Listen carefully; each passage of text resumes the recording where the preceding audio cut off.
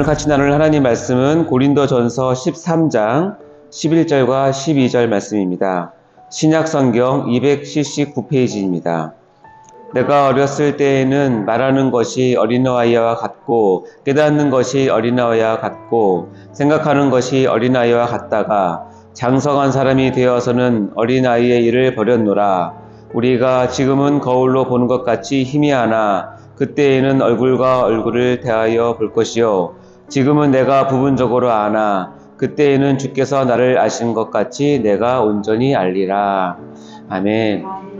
여러분 혹시 성경책을 가지고 계시면 펜이 있으시면 밑줄을 한번 그어보시기 바랍니다. 11절에 어렸을 때는 이라는 단어에 밑줄을 그어보시고요. 밑에 보면 장성한 사람이 라는 부분에 밑줄을 한번 그어보시기 바랍니다. 다음에 12절에 지금은 이라고 하는 곳에 밑줄 그으시고 그때는 이라는 곳에 밑줄 그으시고 또 이어서 지금은 거기도 밑줄 그으시고 그때는 또 거기도 밑줄을 그어보시기 바랍니다. 자, 오늘 설교의 제목은 사랑장 고린도전서 13장 새벽 묵상 11번째 시간입니다. 제목은 비교 불가 탁월한 사랑이여입니다. 자, 문제 많았던 고린도 교회를 위해서 편지를 썼던 사도 바울이 특별히 은사 사용에 있어서 무질서와 분란과 다툼이 있었던 고린도 교회 성도들에게 귀한 가르침을 주고 있는 것이 우리가 지금 읽고 있는 고린도전서 13장, 일명 사랑장입니다. 이 사랑장의 초반에는 사랑의 우월성, 다음에 절대 중요성을 강조했고 이어서 사랑의 속성을 무려 15가지나 소개하면서 사랑의 다양한 면을 우리에게 펼쳐 보이십니다. 그러면서 우리의 삶과 우리의 사역의 현장에서 사랑을 가지고 스스로를 돌아볼 수 있도록 그렇게 가르치고 있습니다. 그리고 나서 이제 이 사랑이 얼마나 온전하고 영원한 가치인지 후반부에서 강조를 하면서 사도 바울은 그 사랑에 대한 아주 치열한 복음적 논증의 클라이막스로 지금 치닫고 있는 중입니다. 그 중에서 오늘 우리가 같이 나눌 말씀은 고린도전서 13장 11절과 12절인데요. 여기서는 다른 어떤 은사들과도 비교 불가하고 그 어떤 현실적인 상황일지라도 이를 뛰어넘는 상상조차 불가하게 만드는 이 사랑의 탁월성에 대해서 또 기가 막히게 설명을 하고 있습니다. 이 시간 이 본문 말씀을 통해서 여러분 모두 다 기가 막히시기 바랍니다. 오늘 설교 말씀 속에서 성령님께서 우리에게 깨달음을 많이 주시길 바라고요. 또 이를 위해서 지금 2가지 소제목을 준비했는데 그것을 가지고 설교하도록 하겠습니다. 첫 번째 소제목은 뭐냐면 어린아이 대 장성한 사람. 우리가 아까 밑줄을 걷죠? 이 2가지 비교를 통해서 사랑의 영원성 그리고 우월성을 볼 텐데요. 탁월성을 볼 텐데요. 다음에 2번째는 뭐냐면 지금은 대 그때에는 이라는 것을 가지고 2가지를 비교를 해보겠습니다. 자, 이 시간 우리에게 사랑이 무엇인지 깊이 깨닫고 그 사랑을 회복하는 귀한 성도님들 다 되시기를 주님 이름으로 축복합니다. 자, 첫 번째입니다. 어린아이 대 장성한 사람. 자, 본문 말씀 11절을 우리 다시 한번 읽어볼 텐데 아까 밑줄 그으신 것을 염두에 두시면서 다시 한번 읽어보겠습니다. 시작! 내가 어렸을 때에는 말하는 것이 어린아이와 같고 깨닫는 것이 어린아이와 같고 생각하는 것이 어린아이와 같다가 장성한 사람이 되어서는 어린아이의 일을 버렸노라.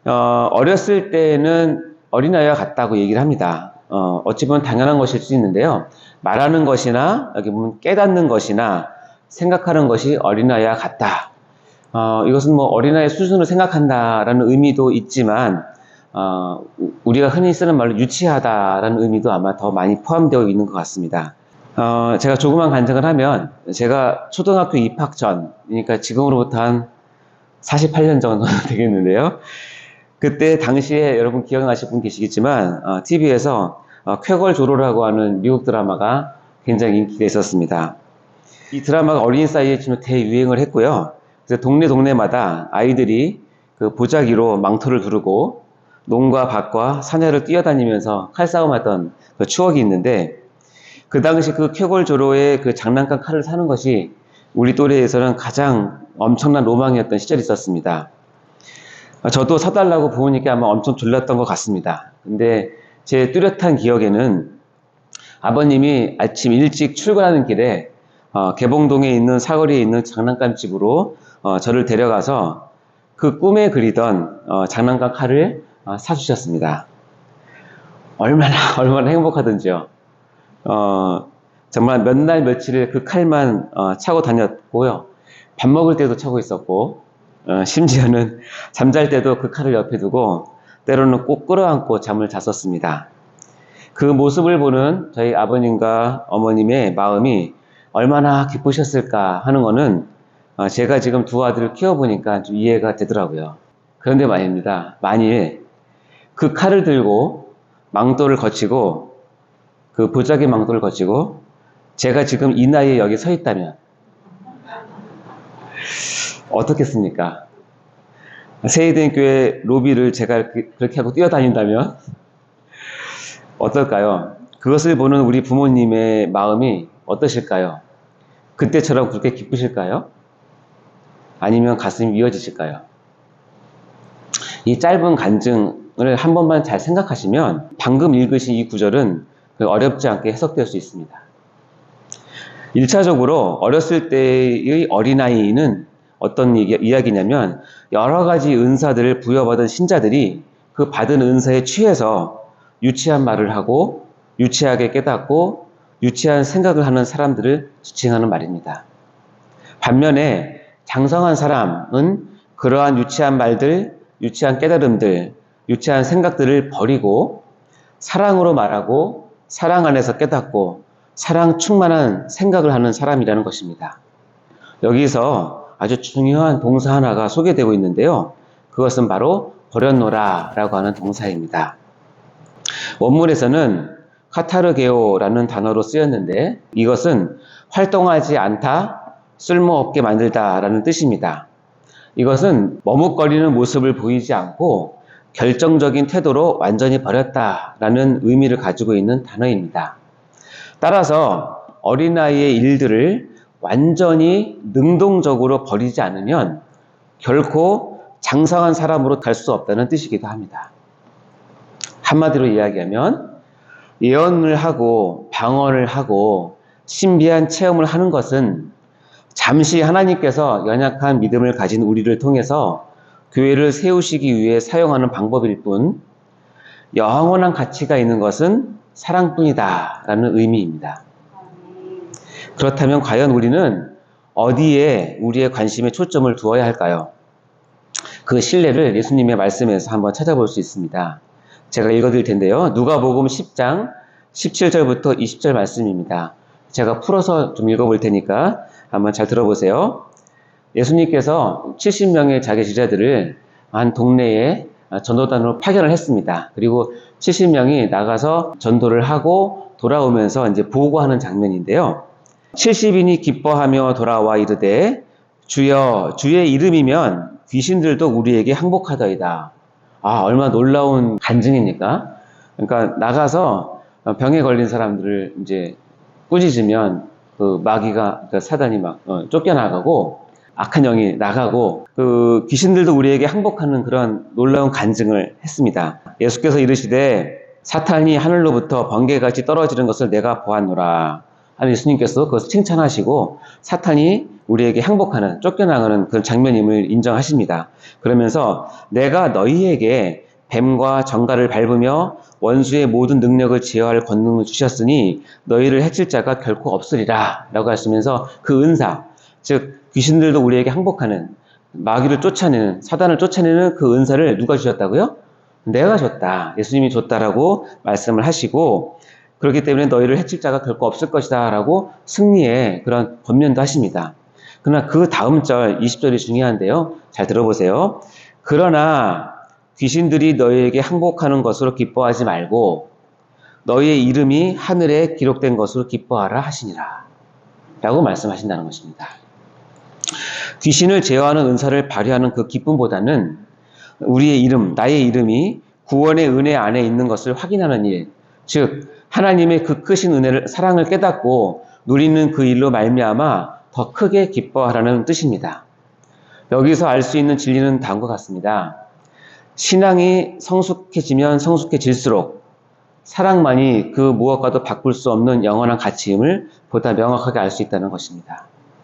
사랑하는 성도 여러분, 우리가 아직 어린아이와 같은 참으로 유치한 신앙생활을 하고 있지는 않으신지요? 지금 이 순간부터 적극적으로 그러한 모습, 그러한 생활 태도, 유치한 가치관을 버리시기 바랍니다. 그리고 사랑으로 충만한 장성한 사람이 다 되시기를 주님의 이름으로 축복합니다.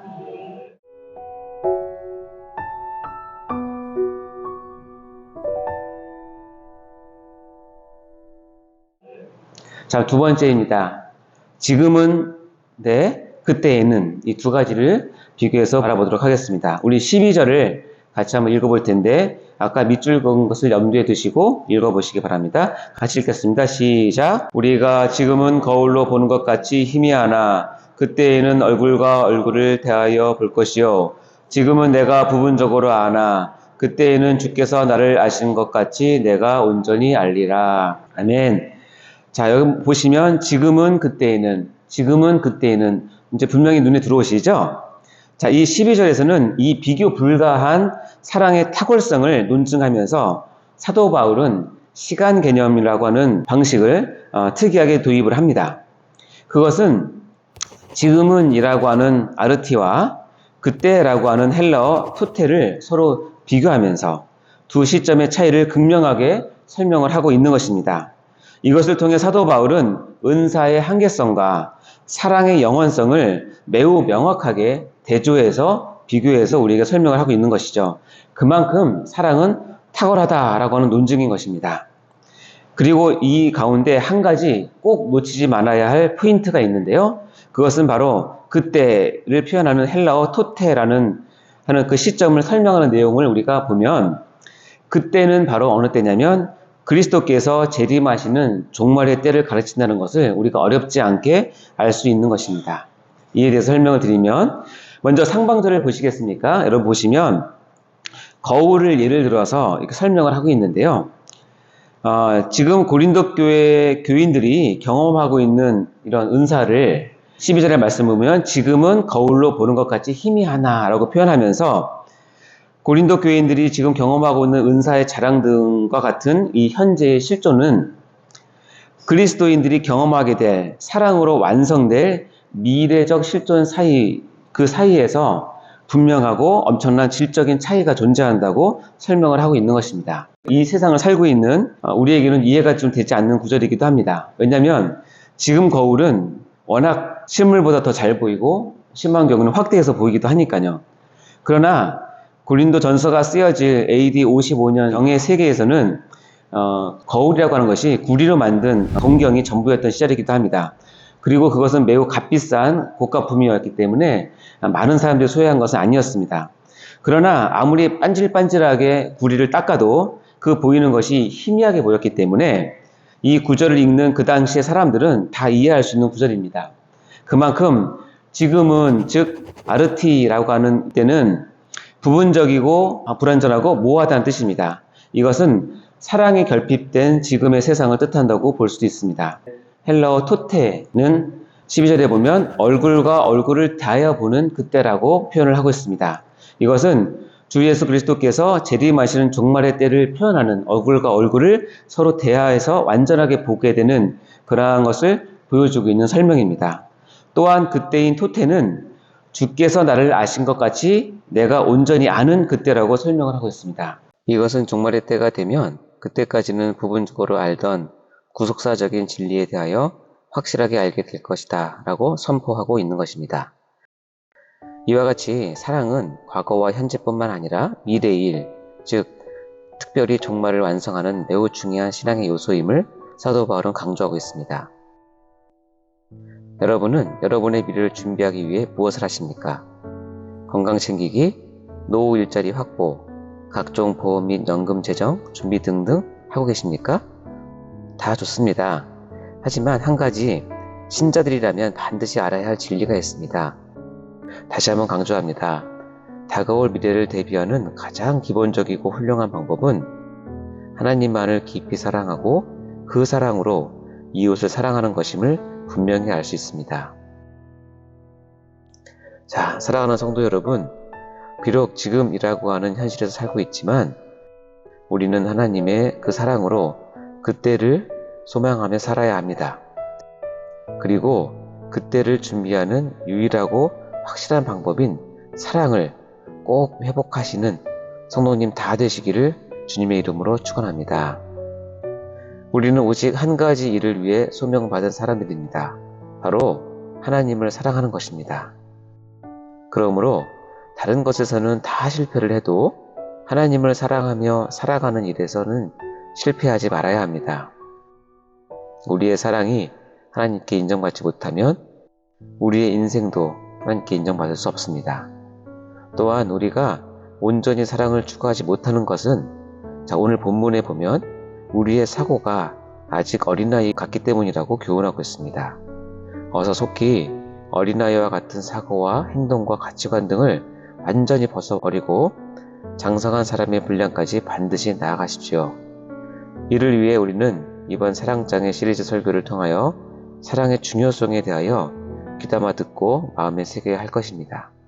이를 통하여 사랑의 장성한 사람, 그리고 마지막 종말을 사랑으로 준비하는 참 지혜로운 성도님들 다 되시기를 주님의 이름으로 축원합니다.